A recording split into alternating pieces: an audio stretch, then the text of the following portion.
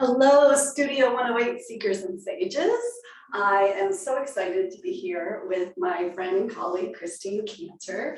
Christine is a yoga teacher and a Reiki Master. And anytime she's in the house, I just feel this uplifted light and supported love and a lot of goodness emanating from her, which is why she is my go-to person for not just my own Reiki services, but for trainings and attunements here in the studio. So I want to learn all about what's behind the glow here, and I want to share all of this information with you today. So I'm really glad you're listening. Hi, Christine. Namaste. Tell us a little bit about yourself. Tell us a little bit about your yoga Reiki journey and how. So if it's okay, can we just do like a little opening prayer? Yes. Almost. So hands namaste and chin bowed, eyes closed. And I just want to ask the masters, teachers, loved ones, divine, just give us guidance today in our conversation to allow this circle, this gathering, and then those who watch or listen later, this community, that sense of healing and joy and peace as they explore and journey and adventure into whatever modality, healing, or conversation they might find of value today. Thank you. Okay, so about me. So I live in Worcester, which is a little bit of ways, but I'm always happy to take the drive up here. And I started off just getting my 200-hour yoga. Like I was very ambitious. The studio that I loved was closing, and I'm like, I'm gonna open up a yoga studio. What year was this? Oh my gosh, 2017. Yeah, okay. So it's been a while. And I have been practicing for a while. I loved it. I thought, you know, again, connection to community was very near and dear to my heart. And that's the adventure that I went on. And I found my way to you, trying to, or actually working to obtain my 500-hour, which was so needed for me at that time, not only in my own presence and purpose, but like in my energy and where I was going and how I needed to find that divine connection to myself, to serve others, to serve my family best. And it was in that year that I became a Usui Reiki Master. So I had some experiences prior to that where I had a fantastic massage therapist. And I always left his studio space walking on cloud nine, like these are the best massages I've ever had in my life. And I always noticed that he would linger in certain places, and he always kind of picked up on like when I had gotten a root canal, like you just got a root canal. I'm like, oh, my face still puffy. Like, how does he know that? Right. You know. And one day I just happened to ask him. And I said, Joe, why are these like the best massages ever? Like, why do I feel like I just get so much deep peace and release from this? Like, I get the muscular thing. I've been getting massages for years. Yeah. And he said, well, I don't tell many people, but you know, I do Reiki on people that I feel called to while I'm working on them. So doing body work, also integrating energy work. And he goes, you need a lot. And I'm like, okay, fantastic. Thanks for just offering that. Yeah, you don't have to tell me, just do it. And so that really prompted my curiosity into what Reiki was. And along with some conversations with him, you know, I had some training. I had been trained twice in my Usui lineage. So I've ventured down and gotten from 2 different master teachers, actually, my Usui mastership. And each teacher brought something different. Each teacher taught me something a little bit different about myself, but also about Reiki energy. And it was not until I had my first Holy Fire Reiki experience did I really find, I don't even have words for it, this really incredible connection to something even higher. Right. I think I remember that day. I don't, you might have, or I might have shared with you. It was with Anne. Gotcha. Then I don't remember. I wasn't there. I'm trying to remember if that was the attunement that shifted.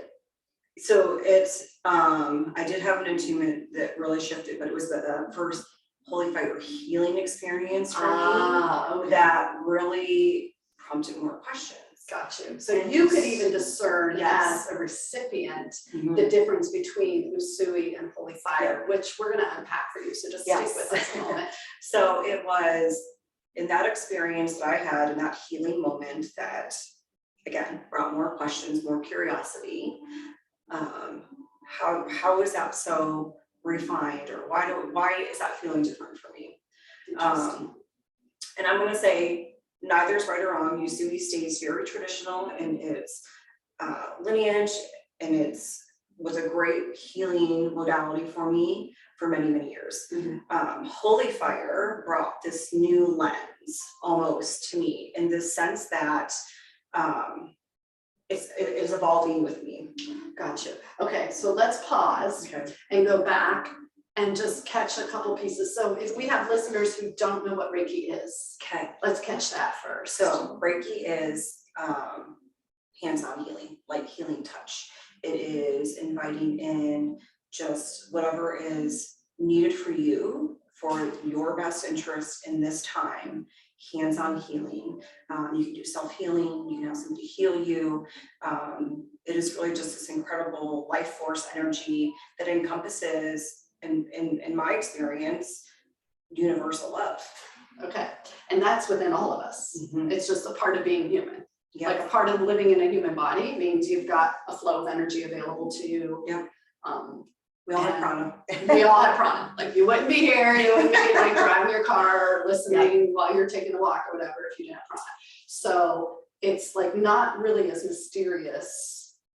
Not really. It's just that when you start to get attuned, and then you're getting more intentional about how you use it. Yes. Is that about yes. sum it up? Okay, so then go to this whole, in terms of Usui versus Holy Fire, what's the difference between the two? So in Usui Reiki, we, as a master, and I know I've trained you, so we can say this, I would pass physically the energy through your hands and the crown of your head. Okay.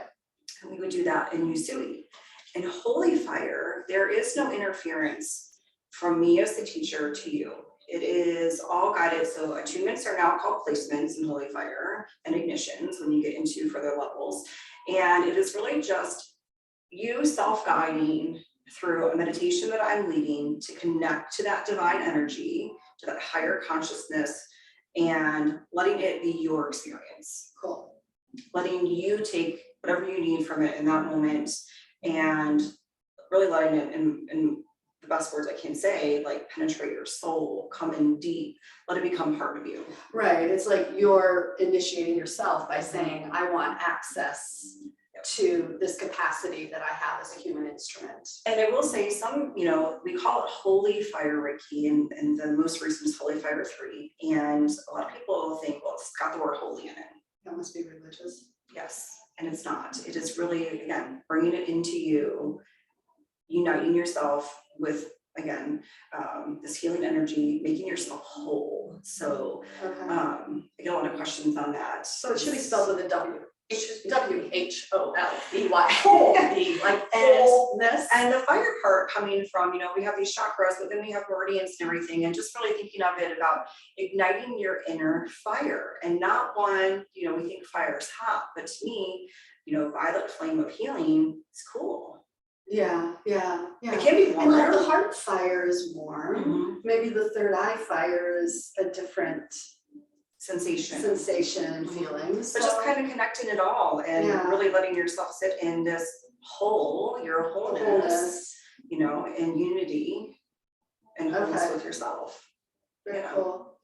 So I don't want to seem like there's a bias, but when I look at things in terms of evolution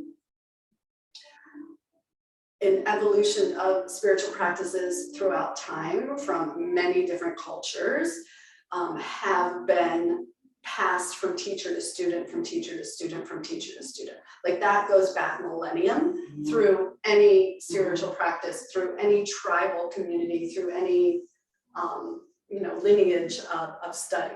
even like if you're gonna be a blacksmith or you're gonna be an electrician, it's teacher to student, teacher to student. And so Usui is in that model of teacher to student. But I feel like what we see now, and it's evidenced in a lot of the exposure of corruption, is that we're breaking down this teacher to student, and we might be coming into a more of a place in our evolution of self-initiation.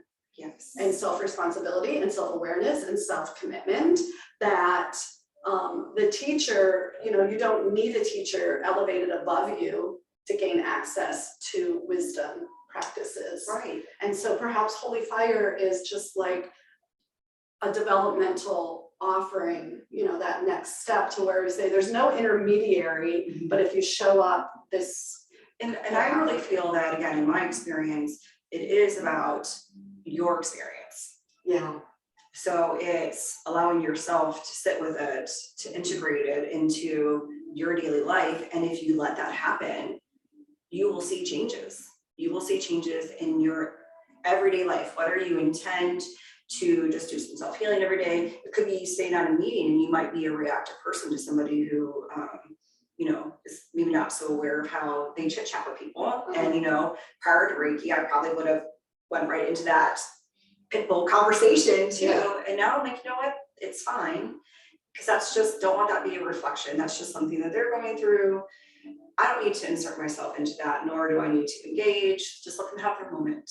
Yeah. You know, so it's brought things to me in an everyday life, going anywhere, grocery store or whatever, like, hey, it's fine, you can zip past me, it's cool. Let me get out of your way, because it doesn't matter to me. And that peacefulness, that calmness really is inside me, and it's given me guidance on ways to navigate. Yeah. With certain people, it's given me guidance on, again, my purpose, which I feel like is always ever evolving. Yeah. And so as long as you allow it to yourself to have that experience, you're going to feel that way, or you hopefully will feel that way as you move throughout your life. Well, I know too, when I was early in my practices and in my understanding of self-improvement, spiritual growth, like it can be a little scary to think of change. Mm-hmm. Like if I invite this light in, I'm gonna lose money or people or situations that I'm kind of attached to that help me feel safe. You know, it's like, what, I don't even know if I want to open that can of worms. Like, better maybe to sit in my own mud and know what I'm dealing with, than to like start inviting in something that, even if peace sounds good, it's a little risky. You know, it's a little risky for those first steps. Like, what do you think of that? What do you? You know, I can say that I've probably experienced some turbulence along my path to self-healing, but it was ultimately worth it. Yeah. To be where I'm at today. It can be scary, especially when you get smacked in the face over and over again by the same reoccurrence of what is happening that you know you have to heal from, or shed, release, let go. Yeah. Like, okay, I get it. Thank you. I see the sign. Yeah. Okay, baby steps. Yeah. Doesn't have to be a huge change all at once. You know, just again, that integration, that acknowledgement, that awareness, that presence of that Reiki energy can just be subtly guiding you. Mm-hmm. Or it can be a big smack in the face. Mm-hmm. But yeah, it can be, you know, I can say that through all the trainings that I've done and each step that I've taken further into this journey, there has been brought to my attention, again, from my personal energy or people that I interact with, some relationships that I've had to say goodbye to, mm-hmm. that I've had to put some extreme boundaries around, mm-hmm. and new relationships that have formed because of it. That, you know, it has brought real quality relationships to light. Right. So when you go through attunements or placements, because attunements would be the Usui word and placements would be the Holy Fire word, but when you go through this process, I think it might be helpful for people to understand like that there are levels. Can you talk about like the levels? And so very similar in both Usui and Holy Fire, you have different levels to your learnings. So level 1 is really about self-healing. So it is just really kind of, I like to think of it as like a reverse pyramid. So you have your base, level 1, it's just kind of like that peak, it's at the bottom. And it's just kind of opening up that flow of energy, that connection, that conscious or unconscious, depending on where you're at, connection that is just kind of right there, and it's starting, and it's allowing you to really feel that self-healing. Again, if you practice it on yourself, which many people that come to trainings, that's what they're here for. And level 2 would be kind of thinking about widening it. So we have 1 block here. Level 2, we have 2 blocks, maybe 3 blocks, depending on your pyramid and your size and how you're going. And that second level of healing is really about distance healing, karmic healing, emotional healing. You learn symbols in level 2. You don't learn symbols in level 1, you just have the placements. And I like to offer a hands-on time for not only self-healing, but just to kind of experiment with other people. And then level 2, again, like I say, you learn the symbols, so you can bring those into your practice for yourself. You can bring them into your practice if you are healing other people with your hands. Even distance, you can do distance healing to somebody that's not even in the same room as you. It could be across the country, across the globe, even in a different time. I've been able to heal myself from when I was younger and have some traumatic experiences as a child. I've sent Reiki healing to myself in the past. Having go and even into the future when there's a big event or I'm meeting somebody or I have to give a speech, or like today, kind of set myself Reiki for today, yesterday. And so you learn that in level 2, the symbols and the accessibility to what the symbols empower, how you can embody them and use them, and how you can carry them out with your practice.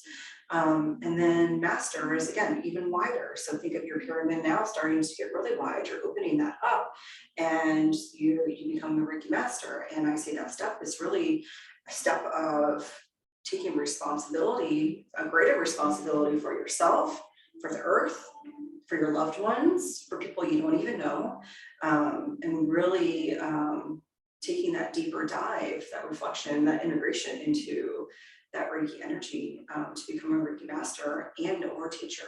And I have people that I've trained that into Reiki Master, and they just did it for themselves. Right. They don't teach. They might not even practice. It was just something that they wanted to bring into their self-spirituality and utilize it in that capacity. So you don't have to become a practitioner if you don't want. It can just be something that you use to continue to evolve self, to evolve your journey, to connect to your higher self, connect to higher consciousness. Again, just to work on widening that energy around you. Yeah, I feel like that kind of builds in a sense of security that you're not going to experience more change than your psyche can handle.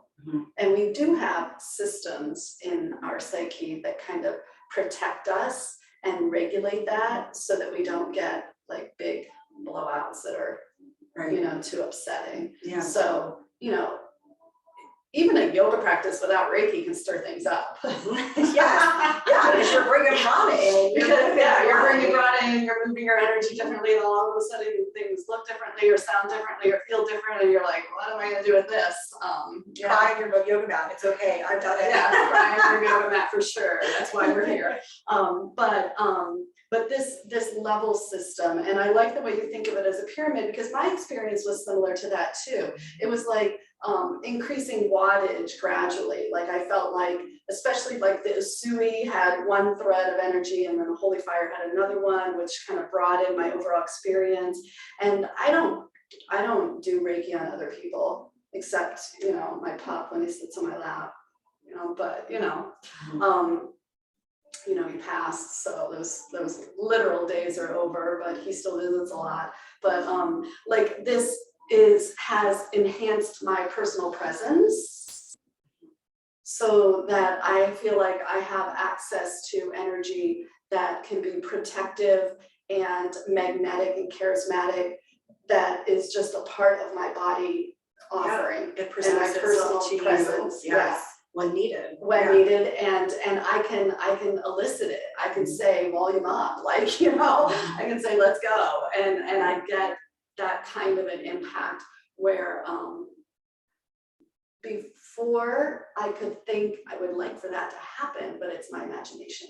And then afterwards, weird AF, like afterwards, you actually are like, whoa, that actually happened. Like I actually felt the jolt of that literal increase of energy. Yeah, so it does. Like again, one of the experiences I had and why I went down the path of learning more about Holy Fire Reiki was because I felt like it would come to me when I would need it without me having to really think too much on it. So, Like you didn't even have to think symbols, you feel like it just. yeah, I feel like it just started coming, again, in certain situations and circumstances where I could have like left the room and done some self Reiki, like I just feel it. I just know it's there. And it's really followed me, especially during the last 2 years into, I mean, let's face it, the last 2 years, 18 months, 19 months has been, but it has allowed me to really, and again, I feel like it would have helped, I would have done this integration anyhow, but it has really prompted more inner reflection. Gotcha. To continue to upgrade and evolve myself, my spirit, and again, looking for those little breadcrumbs of guidance that it gives me. Yeah, so when I say, like, one of my questions for you today, like, why now? Exactly. Why now? Because gosh darn it, now. I mean, the more people in my, and this, again, by experience, my opinion, the more people that have access to this energy, the more healing that they can do on themselves and to the earth, and to send out those good vibes, the better off we all are. And I tell students that too when I teach with them, or when I train them. You know, I might not be your teacher, and that's okay. But you know, I'm always accessible for you. You know how to get a hold of me. You might find somebody else that might teach you something different. Again, my experience, you see, we two different teachers.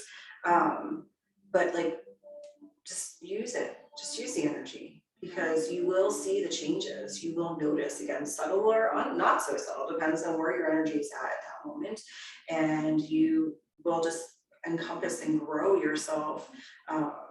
We're always upgrading our energy. We're always evolving, you know, energetically, in our bodies and our energy. And I just feel like this is a piece that many people can use that is really easy and accessible. Easy, accessible, inexpensive, goes with you anywhere. Goes with you anywhere. And even if you fall out of it, you know, I had somebody who took a training over 2 years ago. COVID happened. We didn't see each other. Wanted to do another training.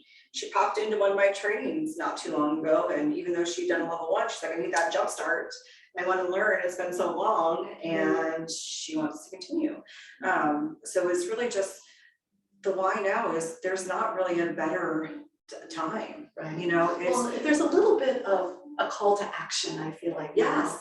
And like we are looking for leaders, and we think the leaders should be the people we elect, or the people that are running businesses, or the people, like, sorry, insert eye roll. Right, exactly. That's just like, it's not even like, it's like that thinking is old school. Yes. So it's not even like those people have, quote, failed us. Whatever you have an opinion about that, whatever. It's like that, in terms of our evolution, is that teacher to student idea. And now we're in self-responsibility. Yes. So it's like up to each of us to bring in as much light as we can, which might mean, you know, it might sound a little airy-fairy for Christine and I to sit here and talk about bringing in light, but what it really is, we need each and every one of us to be our best selves. Yes. And so what's it going to take for you to be your best self? Exactly. Like, are you a better self when you eat this versus that, or sleep this amount versus that amount, or drink this versus that, or smoke this or this, that, or take a, you know, channel light versus that, or pray or don't pray? So that brings me to this.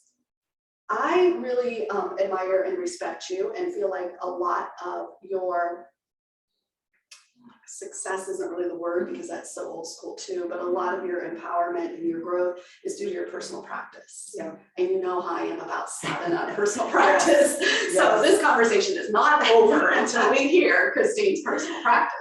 So it was funny, because the first time I had to think about what my sadhana meant to me was, I don't know how many years ago was that Oh, when you goodness, asked, yeah. and it started off in my closet. That's all you have is a closet. All I had was this space in my closet that was enough for me to go sit and just spend some time with myself, you know, and then it kind of grew and evolved. And the more that I got into Reiki, the more I felt that evolution happening. Yeah. And my personal practice today consists of just about every night, I do Reiki myself and I fall asleep. Like that's just how I decompress. Exactly. That's just my way of decompressing. That's how you shut it down. That's how I shut it down. And I tell you, I sleep better on when that happens. There are nights where, you know, chaos is ensuing and I might just crash out. I don't sleep as well those nights. I might toss and turn. But it's really, even lunchtime, during the day, in the mornings, whatever, I have a Reiki box that I bring into my personal practice. And It's really beautiful. Yeah, it's a wooden box. It has a hinge and I have crystals in there and I have any intention that I want. So I'll put it in there. Any names of people that perhaps I've, you know, are either asking me or that I want to send Reiki to, I'll put in my crystal box and I'll just sit with that for some time and just send some Reiki. Sometimes I use my cards, just kind of, you know, move my cards around it, place them in there again as part of my intention. And it just really helps bring clarity and purpose to me. Mm-hmm. And that is a huge part of my personal practice. I mean, I couldn't even tell you the last time I didn't do something like that. Mm-hmm. And daily. Daily, it's imperative. Yeah, I got a crystal right here. Yeah,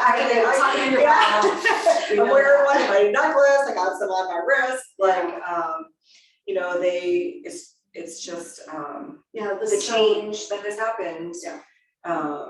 To me, with that embodiment, and again, the just the way that Reiki's guided me. Yeah. It's like that capacity. Christine walked in, she went to use the bathroom, she came out, she says, you know that sunlight log in your bathroom? It needs some light. It needs a day off, right? So I'm gonna swap them out, but it's like, to like, when you start like appreciating your body instrument as an energetic tool. And then you appreciate your other tools like the crystals and the gemstones and and I have a few clients that come to me regularly every month. Like, you know, a massage is good for your muscles, Reiki is good for your aura, your energy, your soul. So I kind of think it's like a massage for your soul. We're clearing out all that. And some of the amazing stories that I can share is I have one client who, rather young, has had some issues with kidneys and has potentially had to have some kidney dialysis. And I think maybe even has had. The progress that he is making is fantastic. With not having the kidney levels and functions are improving. He attributes that to the monthly Reiki sessions that he comes to, and he knows, he'll let me know. I need to, you know, do you have anything next week? Text. You know, I have another young lady who she was having some dysmorphia issues, which is just she thought something was wrong with her body, and it's mental. It's her, and just watching her change and get a little bit more self-confidence every time I see her. And she was one of the ones probably my biggest skeptic I've ever had come to me. Like, what is this? How is this going to help me? Am I going to feel any different right away? She asked a lot of hard questions, and I said, let the experience speak to you. Like, I answered them to the best of my ability with my experiences and said, let this experience speak to you. And she's really turned such a great corner. I think that's a really good point too, and that's another one of those evolutionary pieces. Like the Piscean old way was you read things in a book, you learn about it, you've got the knowledge. That's your way of being smart. But we're Aquarian world now, and that's about experience. And so we really benefit our own selves when we approach things with curiosity, with a sense of adventure, and we let the experience tell you and show you what it has for you. So yeah, that's a really good like point to capture today. About and Reiki. that's really, because that's how, you know, if the experience didn't pan out, then I would have peaced out and like wandering off doing something else, like be working at Starbucks or I don't know, running a big corporation, right? But like these experiences are so powerful Yeah, that then they become your truth because you've experienced them over and over again. They become reliable. Yeah. And even in like, and going back to my daily life, I had a position at the place I work many years ago and left to go somewhere else and got into the yoga training, the energy work. I did a lot of spiritual work on myself. And I'm in a similar position today, but not in the same way. My ego doesn't lead me. I don't know, I'm always been, I feel like, anchored. I've always feel like I've been anchored in my energy, but I'm now anchored with a little bit more love, or should I say a lot more love towards other people, and it really shows. So here you are, a Reiki Master. You didn't have to quit your day job and give up your paycheck and move into a hut and survive on berries. You become a vegan. Right. No, right. Like it's a practice for everyday life. And it's really, really important for us not to get caught in the New Age story and to remember that these are practices for everyday people in everyday life, because when you take that into the corporation, you're lifting the vibration in that whole world, and that's what we need. Yes, absolutely. Like, we need the energy out there. That's why people aren't in monasteries anymore. They're out in the world because we need the energy out in the world. Yeah. All right, we're gonna make a difference. Okay, we're gonna make a difference. We're gonna offer a Reiki 2 attunement in January, February. So stay tuned. Stay tuned. And we're gonna send people to your website for Reiki 1 opportunities. Yep, so my website is nurturemysoul.com. So just the word nurture, my, and soul, all one word.com. You'll find a little bit more about me, my story. I do some other different healing modalities. I read Akashic records. Training dates we posted on there as well. And yeah, there's a way to connect with me. You can click a button. These are fine. And you're on Instagram, Facebook as? I am on Instagram and Facebook as soul_nurturing. And you can find me there. And I'm just active lately. Stories, yes, posts. It's a busy time of year, but I feel like I drop good stuff in there every once in a while that really just can benefit, even just from reading. I love it. She posts things, I'm gonna talk about you in front of me. Oh my God, I don't know why I said it that way. You post things that appear to be like you're channeling, like when you're channeling and messages come through, you share that, and I really appreciate that. Yeah. Sometimes that really hits me, like spot on. Yes, a lot of times.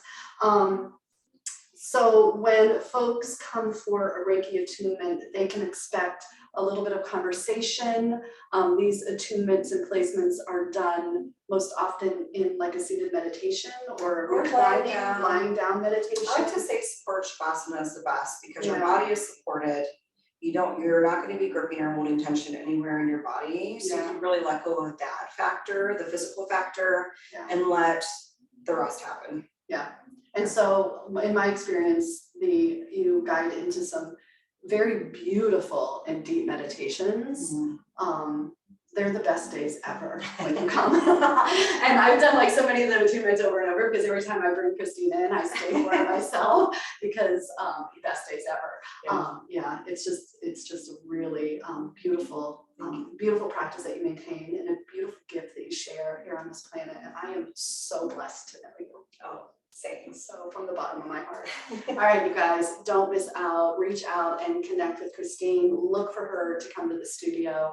And we send you many blessings. Yeah, thanks for having me today.